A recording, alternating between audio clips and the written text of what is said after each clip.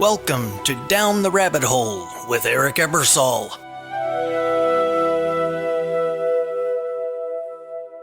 Your fingers pause on the doorknob. The hallway smells like coffee. You breathe 2 seconds, and the next hour feels different. Hi, I'm Eric, and this is Down the Rabbit Hole. Today, 3 tiny moves you already do that can become small rituals. Right. I've literally done that 12 times this week. It lands like a small punctuation. The world goes on, you just choose the tone for the next stretch. Totally. I like that. Tiny punctuation marks. Those are exactly what people across traditions use to orient themselves when life feels speeded up. Here's the quick idea.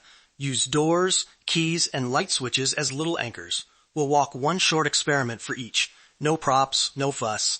Ready to try the first one? Absolutely. Doors are rich symbols, thresholds between chapters.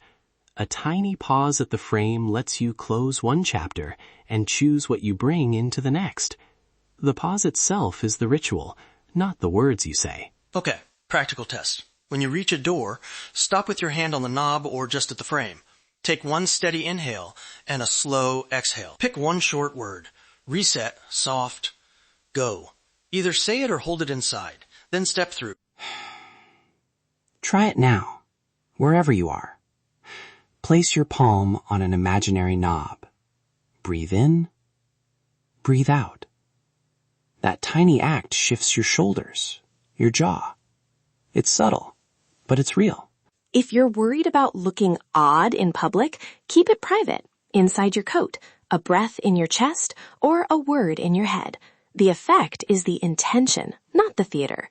I like to tuck the word arrive into my mind when I walk into a focused space. Nice. 2 quick variations. Loud for private, silent for public. Both work. Now let's talk keys. Tiny objects you touch all day. What if each lock or click was a little promise? Across cultures, people trace, touch, or press small objects before action. It's grounding. For keys, here's a discreet 20-second practice. Slip the key between thumb and finger, breathe twice, and choose one word. Steady, focus, go. If you're in public, keep it in your pocket and do it by touch alone. Let's try the key exercise together. Hold something in your hand if you can. Rub it between thumb and finger. Inhale 2 counts. Exhale 2 counts. Say your word once. Quietly. That repetition leaves a tiny neural breadcrumb, so the next touch brings you back. One quick note. Keys carry layers of meaning. Access, responsibility, protection. Even if you're not into symbolism, the physical cue is enough. The brain pairs touch and intention efficiently. So whether you treat it as metaphor or muscle memory, it works. And if you lose your keys, that's a different, much longer ritual of its own. But seriously, this is so small, it slips into a pocket habit fast. Next, a very practical one, the light switch. The light switch is wonderfully blunt. Flip, and the room changes. Use that motion to mark a mental shift. Before a focus session, flip on and say, focus. When you're done, flip off and say, rest. You can also use screen brightness toggles if you're at a computer.